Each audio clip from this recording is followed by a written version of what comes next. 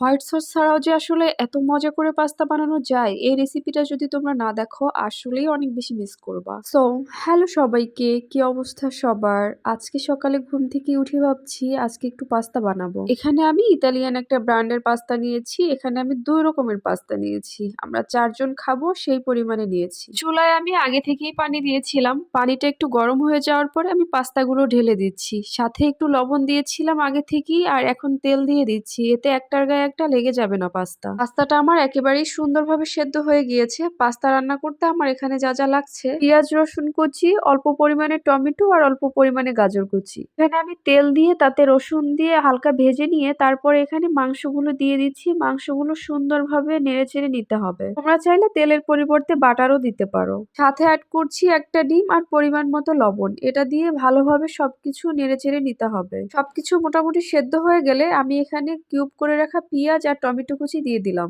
সাথে গাজর কুচিও দিয়ে দিলাম। আর এই সবগুলো এখন সুন্দরভাবে নেড়েচেড়ে একেবারে সেদ্ধ করে নিতে হবে।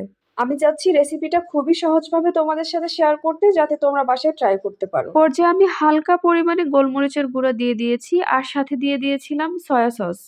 আমি একদম বেশি পরিমাণে টমেটো সস দিয়েছি। এখানে টমেটো সসের পরিমাণটা একটু বেশিই দিতে হবে। সসটা কিন্তু একেবারেই স্কিপ করা যাবে না। আর যাই স্কিপ করেন না কেন, সসটা একদম দিতেই হবে এখানে। তারপরে দিয়ে দিলাম গরুর দুধ। আর দুধ লাগবে তার অর্ধেক পরিমাণে দিয়েছি। তারপরে দিয়ে দিলাম আটাটা দিলাম গ্রেভিটা একদম ঘন হওয়ার জন্য। এরপরে সব পাস্তাগুলো দিয়ে দিয়েছি। তারপরে আবার লিকুইড মিল্ক দিয়েছি, যতটুকু বাকি ছিল পুরোটাই দিয়ে দিয়েছি এখানে। আর এখন এটা সুন্দরভাবে নেড়েচেড়ে নিতে হবে। আমার কাছে মনে হয়েছে সসের পরিমাণটা একটু কম হয়েছে, তাই আমি আবার আরেকটু সস দিয়েছি। আর পাস্তাটা খেতে যেহেতু একটু মিষ্টি মিষ্টি হবে, তাই একটু চিনিও দিয়েছি। আর সবশেষে একটু চিলি ফ্লেক্স দিয়ে দিলাম।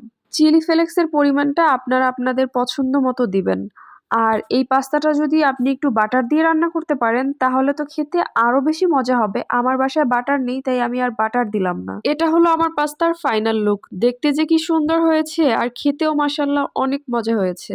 আমি এভাবেই মাঝে মধ্যেই বানাই বাচ্চাদের জন্য। খেতে মাশাআল্লাহ অনেক বেশি সুন্দর হয়, তাই রেসিপিটা আপনাদের সাথেও শেয়ার করলাম। আর বরাবরের মতো আমি আমার বাসার হেড ম্যামকেই ট্রাই করতে দিলাম খাবারটা, যে কেমন হয়েছে খেতে।